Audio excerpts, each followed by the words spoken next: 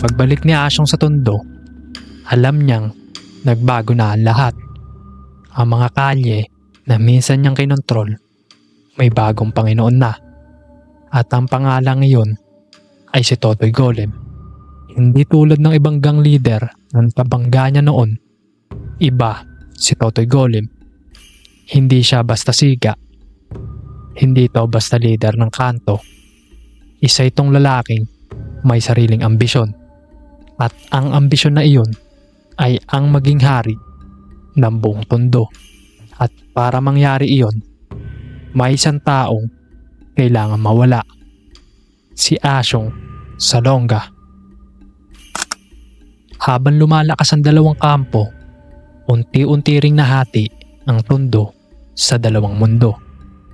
Sa pagitan ng mga ito, nakatayo ang isang simpleng tulay na kahoy malapit sa Coral Street. Para sa ordinaryong tao, isa lamang itong tulay. Ngunit para sa mga gangster noong makapanahong iyon, isa itong hangganan. Isang border. Isang maling hakbang lamang at maaari kang hindi na makauwi ng buhay. Parang North at South Korea lang. Magkabilang panig, magkabilang ideolohiya, magkabilang hukbo. At sa gitna, isang manipis na linya na naghihiwalay sa kapayapaan at kamatayan. Araw-araw, nakabantay ang isang magkabilang grupo. Araw-araw, handa silang magpaputok anumang oras. At habang tumatagal, lalong umiinit ang sitwasyon. Isang araw, nagkatapat ang dalawang grupo sa mismong tulay. Walang nagpaputok. Walang gumalaw. Ngunit sapat na ang tensyon upang maramdaman ng lahat na may paparating na unos. At doon, diretsang binalaan ni Totoy Golem si Asyong. At ayon kay Totoy Golem, bilang na ang araw nito. Isang simpleng pangungusap, ngunit malinaw ang kahulugan. May taong mamamatay at nais ni Totoy Golem na siguraduhin si Asyong iyon. Ngunit para kay Asyong, hindi na bago ang pagbabantak. Sa buong buhay niya bilang gangster, ilang beses na siyang sinubukang patayin. Ilang beses na siyang tinutukan ng baril. Ilang beses na siyang hinanting. At sa bawat pagkakataon, nakaligtas siya. Marahil sa isip niya, isa lamang itong panibagong pangalan sa mahabang listahan ng mga taong gustong makita siyang nakahandusay sa kabaong. Hindi niya alam na nagsisimula na pala ang pinakamapanganib na yugto ng kanyang buhay.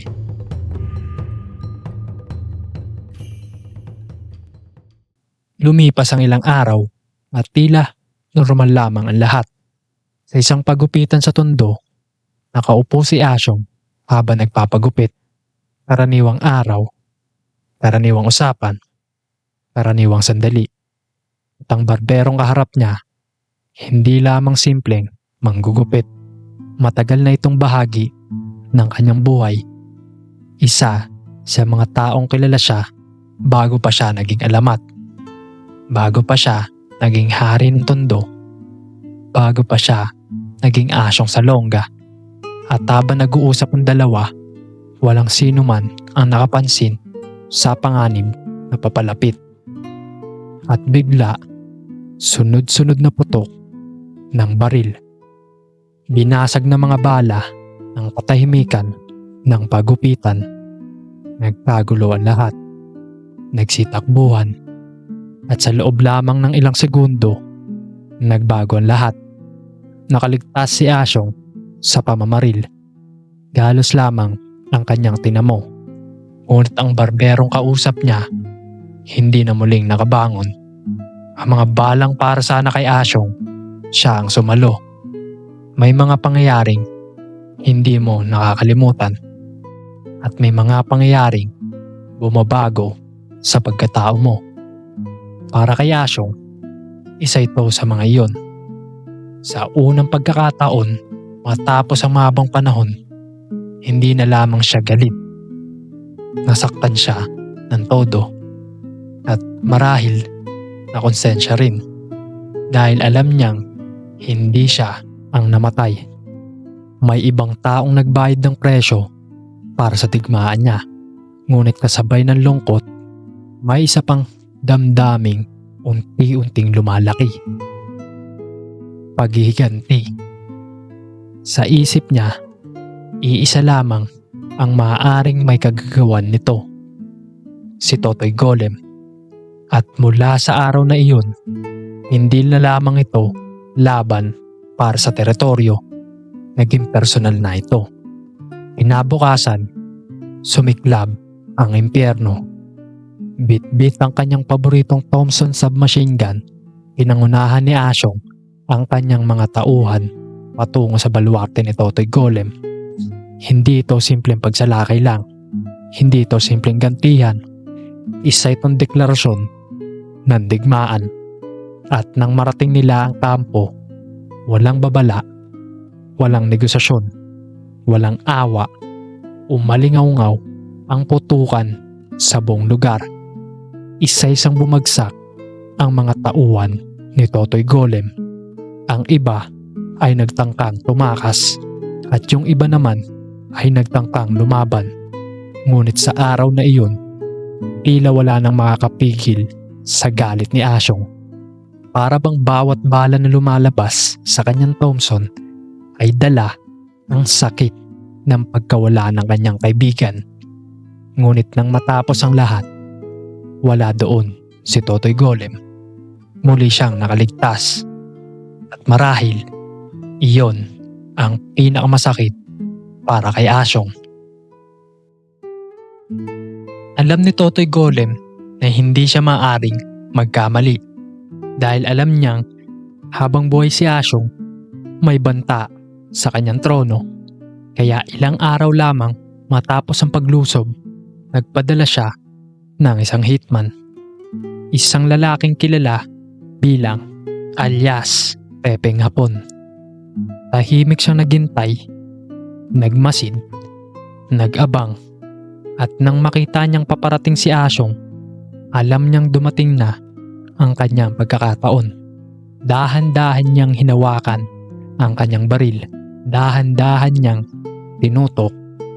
Isang kalabit na lamang at matatapos na ang alamat ni Asyong. Ngunit minsan, mas mabilis ang kamatayan kaysa sa plano. Bago pa niya makalabit ang gatilyo, naunahan na siya ng mga tauhan ni Asyong. At sa loob lamang ng ilang sandali, si Pepeng Hapon ay nakahandusay sa lupa, patay. Kahit ang bulletproof vest na suot niya, hindi siya nakaligtas sa bagsik ng Thompson. Pagkatapos ng lahat ng ito, alam na magkabilang kampo ang katotohanan. Hindi na ito matatapos sa usapan. Hindi na ito matatapos sa pagbabanta. Hindi na ito matatapos sa simpleng riot. Isa lamang ang maaaring mangyari. May isang hari na kailangan bumagsak. Matapos ang sunod-sunod na patayan, mga ambush at madugong sagupaan sa pagitan ng dalawang kampo, tila napagod na rin ang Tondo. Napagod ang mga residente, ang mga negosyante, at marahil napagod na rin ang ilang miyembro ng magkabilang panig. Ngunit hindi lamang sila. Dahil sa isang hindi inaasahang pagkakataon, nagtagpo sina Asyong Salonga at Totoy Golem sa isang binyagan at sa loob ng mismong lugar na dapat ay sumisimbolo ng kapayapaan. Nakatayo ang magkabilang grupo, maayos sa mga suot, tahimik, ngunit alam ng lahat na sapat ang isang maling tingin, isang maling salita upang maligo sa dugo ang loob ng simbahan. Sa unang tingin, tila ordinaryong pagtitipon lamang ito, ngunit para sa mga taong naroon, parang may dalawang hukbong pansamantalang tumigil sa digmaan.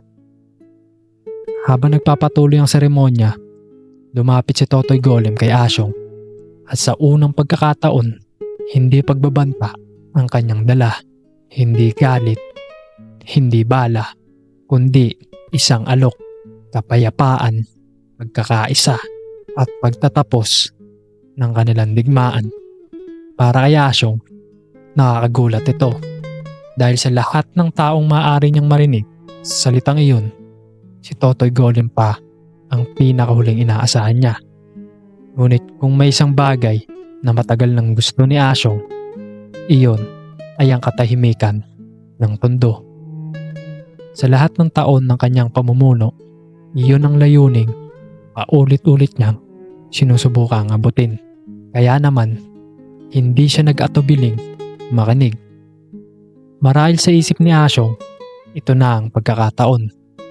Ang pagkakataong wakasan ang mga patayan.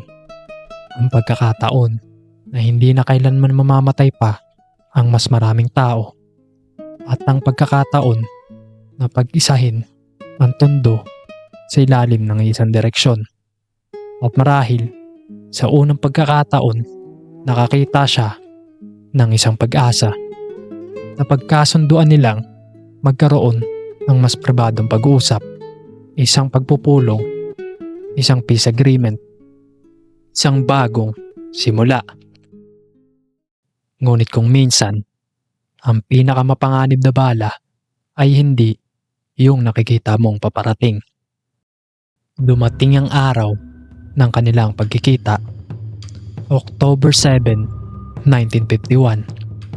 Habang papalapit si Asyong sa lugar ng pagpupulong, marahil wala siyang ideya na ito na ang huling araw ng kanyang buhay. Sa paligid, nakahanda ang magkabilang panig, tahimik, mapagmatsyag, handang kumilos anumang oras. Habang nagpapatuloy ang pag-uusap, tila maayos naman ang lahat. May inuman, may kwentuhan, may diskusyon tungkol sa kung paano mapapamahalaan ang Tondo. Para bang mga opisyal lamang sa isang lungsod. Hindi mga gangster, hindi magkakaaway, kundi mga leader na naghahanap ng solusyon. At doon, unti-unting bumaba ang bantay ni Asyong.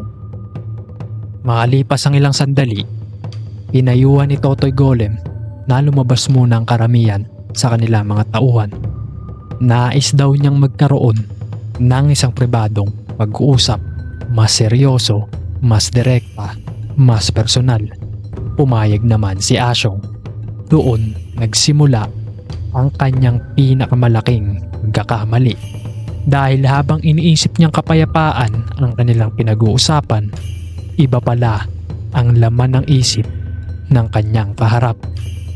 Hindi pagkakaisa, hindi kapatawaran, hindi kapayapaan, kundi pagtatapos.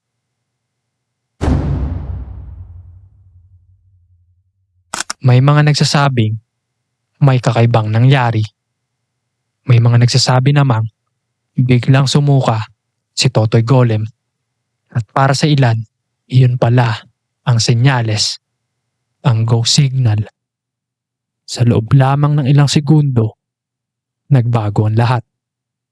Mabilis na pumasok ang isa sa mga tauhan ni Totoy Golem. Nakatutok ang baril diretso kay Asyong. Ngunit hindi iyon ang pinakadelikado dahil habang nakatingin siya sa taong nasa harapan niya, may isa pa palang tao nasa likuran niya. Tahimik, hindi napapansin at handang kumalabit ng gatilyo. Walang kahit anong babala at hindi na binigyan pa ng pagkakataong makalaban. Biglang umalingaw ang putok at bumagsak si Asyong Salonga sa sahig.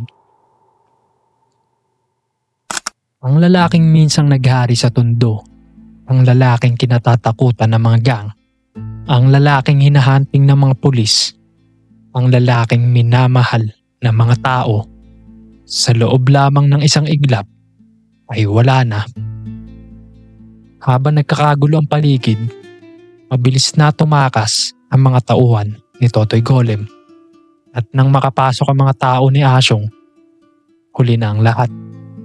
Hindi na nila maililigtas ang kanilang pinuno.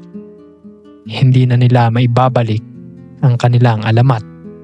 Tapos na ang lahat. Sa mga sumunod na araw, nababalot ng pagluluksa ang maraming bahagi ng Tondo. May nawalan ng leader, may nawalan ng kaibigan, may nawalan ng isang taong matagal nilang itinuring na tagapagtanggol. At sa unang pagkakataon, wala ng Asyong Salonga. Wala ng hari ng Tondo. Ngunit hindi dito natatapos ang kwento niya. Dahil hindi nagtagal, nakuha rin ng ilan sa kanyang mga taga-suporta ang kanilang paghihiganti. Ang lalaking responsable sa kanyang kamatayan, si Ernesto Reyes. Si Ernesto Reyes ay pinatay rin kalaunan ng isang taong may alias na Toothpick. Isa sa mga humahanga kay Asyong habang ito ay nabubuhay pa. Para sa marami, iyon ang kanilang bersyon ng hustisya. Samantala, matapos ang pagkamatay ni Asyong, akala ni Totoy Golem ay tuluyan na niyang nakuha ang trono, ang kapangyarihan, ang impluwensya at ang buong Tondo. Ngunit may isang bagay na hindi niya kailanman nakuha: ang respeto ng mga tao. At tulad ng maraming lalaking nabuhay sa dahas, dumating din ang kanyang wakas. Sa loob ng isang restaurant, nakasalubong niya ang mga pulis. At nang mapansin ng mga ito ang armas na dala niya, sumiklab ang isang madugong putukan. Makalipas lamang ang ilang sandali, nakahandusay na rin si Totoy Golem. Patay. Ang lalaking minsang gustong maging hari ng Tondo, nagtapos din sa parehong mundong kanyang pinili. Ngunit sa kabila ng lahat, isa lamang sa kanilang dalawa ang naging alamat. Isa lamang sa kanilang dalawa ang naging bahagi ng kultura ng Pilipinas. At isa lamang sa kanilang dalawa ang paulit-ulit na naging paksa ng mga pelikula. At iyon ay si Asyong Salonga. Hindi dahil perpekto siya, hindi dahil mabuti siyang tao, at lalong-lalo na't hindi dahil wala siyang kasalanan, kundi dahil ang kanyang buhay ay naging salamin ng isang panahong magulo. Isang panahong ang batas ay minsan mahina. At ang mga gangster ay kayang maging mas makapangyarihan kaysa sa mga opisyal. At dito nagtapos ang kwento ni Asyong Salonga, isang batang lumaki sa magulong lansangan ng Tondo. Naging gangster, naging hari, naging alamat. Ngunit gaya ng maraming taong nabuhay sa karahasan, dumating din ang araw na hindi na siya nailigtas ng kanyang pangalan dahil sa huli, ang kapangyarihan ay pansamantala. Ang takot ay lumilipas. Ngunit ang mga kwentong iniwan natin sa kasaysayan ang siyang nananatili. At marahil, iyan ang dahilan kung bakit hanggang ngayon patuloy pa rin natin pinag-uusapan ang pangalang Asyong Salonga. Ito si Crispin at ito ang mga totoong kwento ng mga taong binago ng kanilang mga desisyon at ng mundong kanilang kinalakihan.